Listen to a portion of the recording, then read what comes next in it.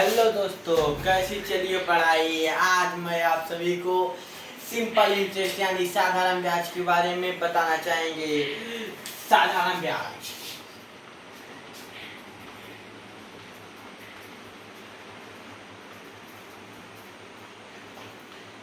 जिसे दुष्ट अंग्रेजों की भाषा में सिंपल इंटरेस्ट कहते हैं। ये बहुत ही मेन टॉपिक है जो बड़े बड़े कंपटीशन लेवल और कक्षा 8वीं और 7वीं के सिलेबस में पढ़ाया जाता है। बहुत बच्चों का कमेंट से कहा कि दोस्तों मित्रों एक बार हमें सिंपल इंटरेस्ट का भी वीडियो डालिए, जो कि मैं ऑफलाइन पढ़ाता हूं, परंतु हमारे मित्रों और दोस्तों का कहना है कि सर आप ऑनलाइन भी प्रिपरेशन कीजिए। बताइए, आप सभी को मैं सिंपल इंटरेस्ट के बारे में कुछ शब्दों को बताना चाहता हूँ। देख, सिंपल इंटरेस्ट की पहले साधारण ब्याज।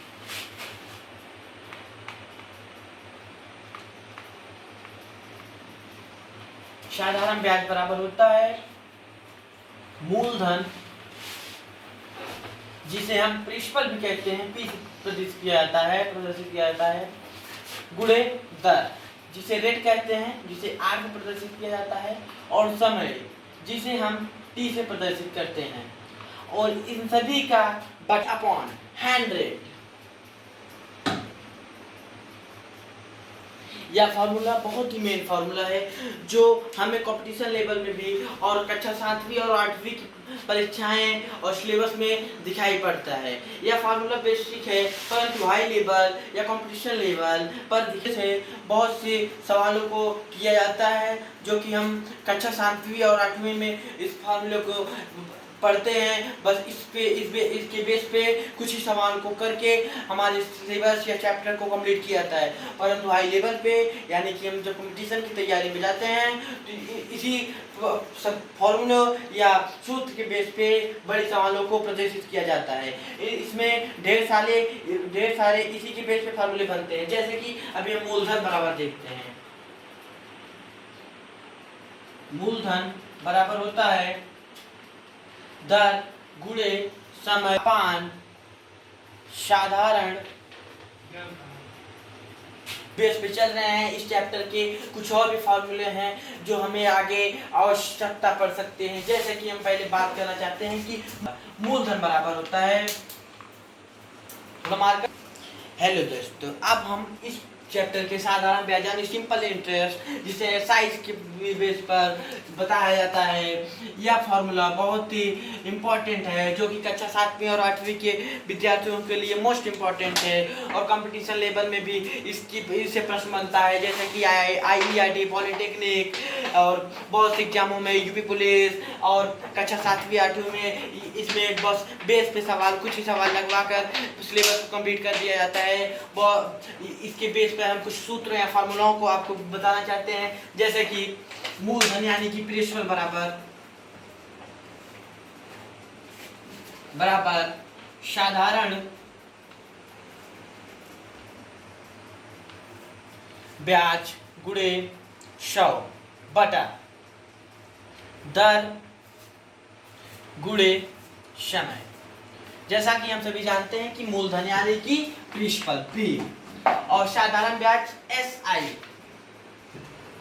और दर यानी कि रेट, कितने प्रतिशत पे हमको ब्याज मिल रहा है। पहले तो हम समझें कि साधारण ब्याज क्या होता है। एक ऐसा ब्याज जिस भी मूलधन यानी कि प्रिंसिपल, कभी आपने सुना होगा कि बैंक दो ब्याज देती है, एक सिंपल इंटरेस्ट यानी कि साधारण ब्याज, और दूसरा ब्याज जो कंपाउंड इंटरेस्ट होता है यानी कि चक्रवृद्धि ब्याज। सिंपल इंटरेस्ट क्या होता है? जिस दर पे मिलता है यानी कि जिस रेट यानी कि आर, जिसे दुष्ट अंग्रेजों की भाषा में हम आर यानी कि रेट कहते हैं, और हमारी मातृभाषा हिंदी की भाषा में हम दर कहते हैं। कि साधारण ब्याज पे जिस रेट पे मिलता है वह रेट फिक्स होता है, परंतु जो चक्रवृद्धि ब्याज होता है वह ब्याज जिस हिसाब से हमारा ब्याज बढ़ता है, मूलधन प्रति ईयर्स के हिसाब से मूलधन बढ़ता है। जितना ब्याज होगा वह ईयर्स के हिसाब से या वर्ष के हिसाब से फिर उस पे दर लगता है या ब्याज लगता है। जैसा कि समय यानी कि टी, देखिए ब्याज कई तरीके से मिलते हैं, जैसे तिमाही, चौमाही या सप्ताह, महीने, साल, 6 माह ऐसे मिलता है।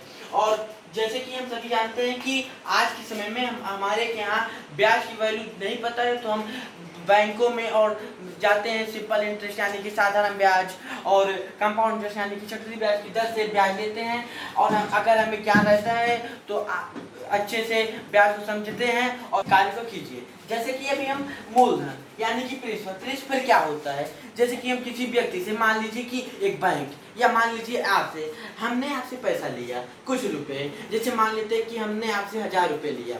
अब आपने हमें 1000 रुपये दिया, कितने परसेंट पे? आपने कहा सर मैं आपको 40% पे ब्याज दूंगा और आपसे अगले ईयर से लूंगा, अगले वर्ष में लूंगा। तो ठीक है, अब मैं आपसे वर्ष पे ब्याज लूंगा या मंथली पे ब्याज होती है, मगर आपने हमसे कहा कि सर मैं वर्ष पे ब्याज लूंगा। तो आपने जब 1000 रुपये दिया वो 40% पे दिया, तो अब वो हमने एक फॉर्मूला साधारण ब्याज बराबर, और आपने ये भी कहा कि सर मैं सिंपल इंटरेस्ट यानी साधारण ब्याज की दर से दूंगा। तो अब देखिए इस फॉर्मूले का यूज कैसे होगा। अब हम साधारण ब्याज यानी कि SI बराबर दुष्ट अंग्रेजों की भाषा में सिंपल इंटरेस्ट इसे कहते हैं। साधारण थोड़ा रजिस्टर दो देना चाहते हैं। जैसे कि मान लेते हैं कि आपने हमें पैसा दिया, आपको जैसे मैंने बताया कि आपने हमें पैसा दिया सब इंटरेस्ट या दर। जैसे अब इसमें हमारे पास आपने हमें P यानी कि प्रिंसिपल मूलधन, जिसे दुष्ट अंग्रेजों की भाषा में हम कहते हैं प्रिंसिपल, और आपने मुझे 1000 रुपया दिया, ठीक राइट। अब इसके बाद आपने हमें दर यानी कि दुष्ट अंग्रेजों की भाषा में रेट R, जिसे आपने कहा मैंने 10% पे दिया, राइट। अब आपने हमें T यानी कि समय, जो दुष्ट अंग्रेजों की भाषा में टाइम होता है, आपने ये कहा कि मैं इतने समय के लिए दे रहा हूँ, तो अब मैं आपको समय बराबर यानी कि टाइम जो दुष्ट अंग्रेजों ने दिया है यह होता है 1 वर्ष। अब हमें इसमें क्या क्या पता है, अब आप इस फॉर्मूले को देखिए, क्या आपको इस फॉर्मूले में इन सभी बेस को दिखाई दे रहा है, और आपने हमसे 1 वर्ष बाद का ब्याज मांगा है जो हमें नहीं पता है, ब्याज बराबर क्वेश्चन मार्क, राइट। अब हमें इस फॉर्मूले को इसमें रखते हैं क्या, अब हमें ब्याज निकालना है, तो साधारण ब्याज आप सभी को अभी कुछ क्षणों पहले बताया गया है। जैसे साधारण ब्याज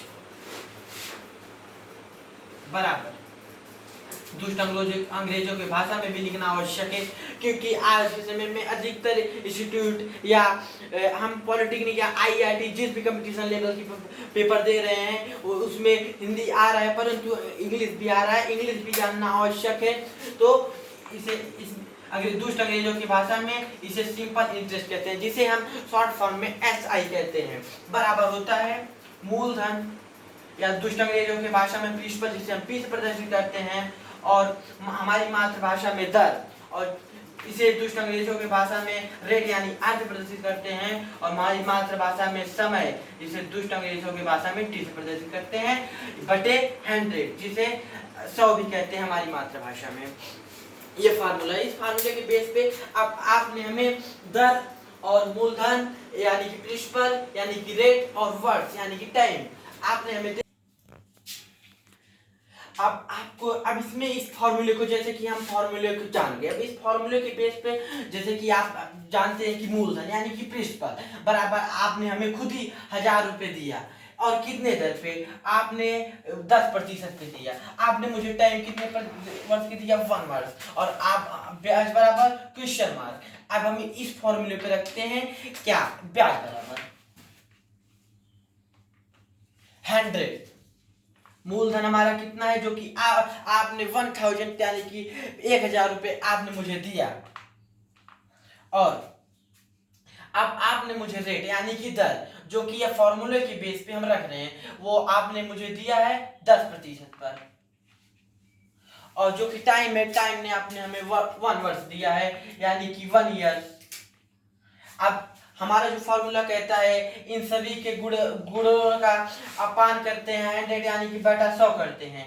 अब हम तो इतने मतलब कि कक्षा 7 और 8 में पहुंच गए तो गुणा भाग को जानकारी ही होगी। अगर जैसे नहीं है तो हम सभी जानते हैं कि अगर गुणा है तो यह कुल मिलाकर होगा 1 और 1 2 3 4 जितने जीरो होते हैं उतने जीरो बढ़ा देते हैं, और इसका बटा हो गया 100 यानी कि 100।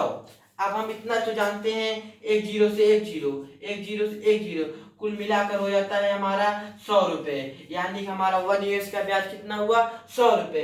अब हम आपको अगले स्टेप में बताना चाहेंगे मूलधन के बारे में, और मूलधन के सूत्रों का कैसे क्या कहाँ प्रयोग किया जाता है।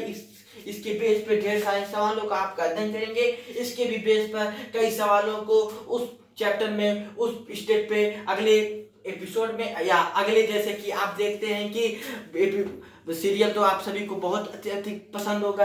आप सीरियलों को देखते हैं, कहते हैं कि अब सर अगले एपिसोड, उसी तरह अब अगले एपिसोड में आपसे मिलते हैं हम।